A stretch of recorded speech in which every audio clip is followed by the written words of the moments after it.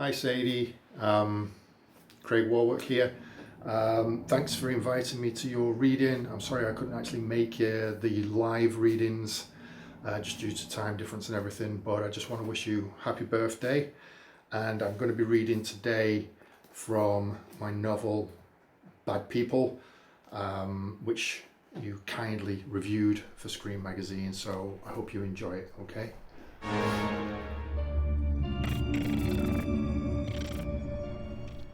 The young man was unconscious when they pulled him out of the car.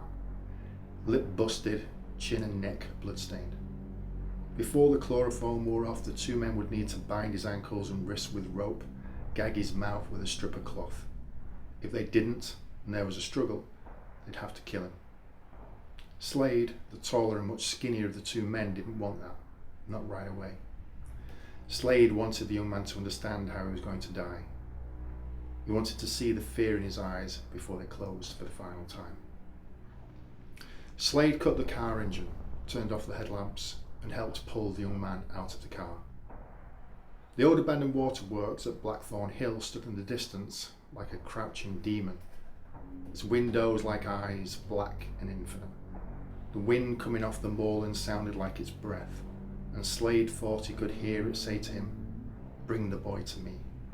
Bring me another sacrifice." A fine white dust collected along the young man's hands as he dragged him through the filtration plant to the engine room. Discarded glass cut his skin, and against the chalky dust, blood seeped out of the cuts like poppies in a snowfield. In the recesses of crumbling brickwork, pigeons fluttered recklessly around the ceiling as Slade slammed the door behind them. He watched as they settled on steel girders, allied in rows of over a dozen, an audience waiting to be entertained, a jury observing a sentence. They placed him in the centre of the room. Slade looked down at the young man. He was in his late 20s, thin as a rail but handsome. He could see why those perverts wanted to sleep with him. When Slade pulled the car up on some back street in the city where only lonely men drive, he knew the boy was the one. He saw innocence in his expression, a guilelessness that would be a real turn-on for some. "You want to party?" the young man had asked when Slade wound down his window. "Sure," he replied. "Get in." They headed out of the city along the long stretch of motorway that flanked the Yorkshire moorland, the same where Hindley and Brady buried all those children in the 1960s. No names were given during the journey, so the young man referred to Slade as sweetie, darling, babe. "You mind if I smoke, sweetie?" he asked. Slade shrugged. The young man lit up and tendered what services he would offer, and for what price. Slade played along. He said he liked the young man's eyes. They're pretty like diamonds. The young man smiled and placed his hand on Slade's thigh. "You've got nice eyes too," he said. It was probably a line, but Slade drank in the compliment, thirsty for it. By the time they reached the A road outside the small village of Stormer Hill, the young man had smoked 2 cigarettes. They passed a lay-by and the offer of a blowjob was tendered. Slade said he was shy. "It's my first time." The young man believed him. The car took a sharp left about a mile down the road, taking them along a dirt path cut into the moorland. The young man wanted to know where they were going. "It's a secret," Slade kept telling him. "I'm shy. I can't do this where people might see." Slade saw from the corner of his eye the young man squinting, as if trying to get some idea of where he was. It was dark on that moorland, the kind of dark where nothing exists beyond the windscreen but 10 feet of road, pale as corpse skin. Moss threw themselves at the headlamps.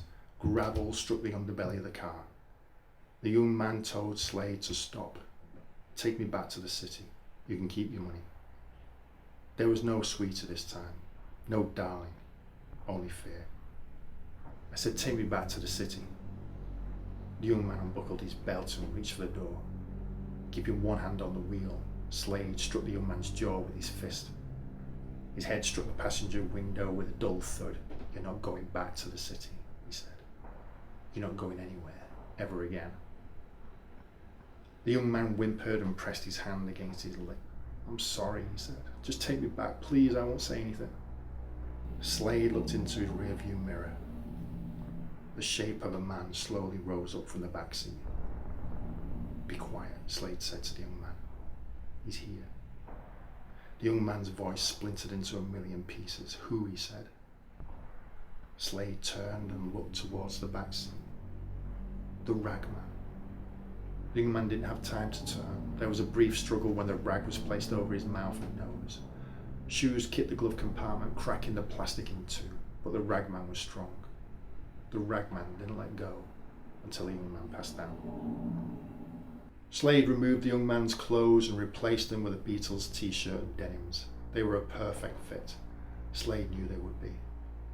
Ropes had been secured, the gag put in place and tightened.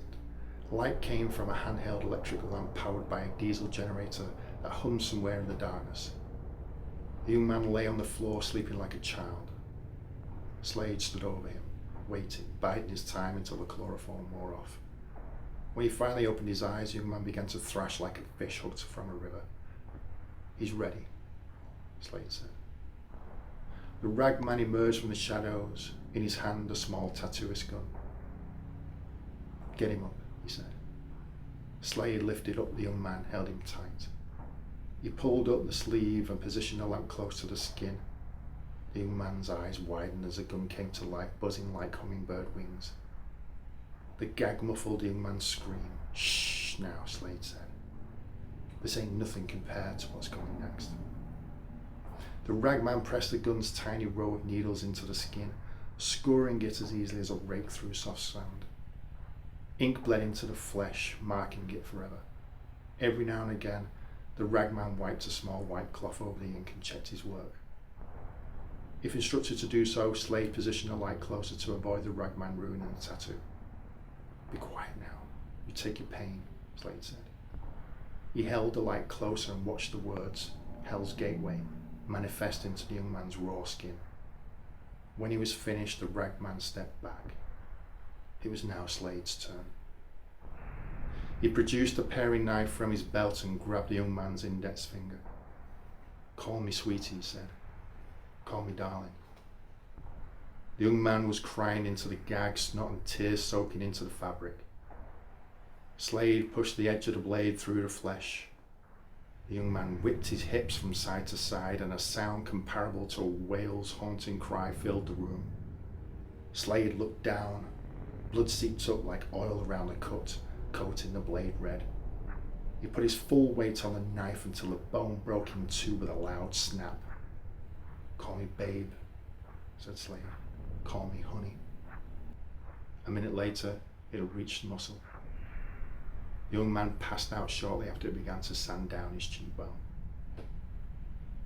The lengths Slade went to achieve the required disfigurements were great and measured.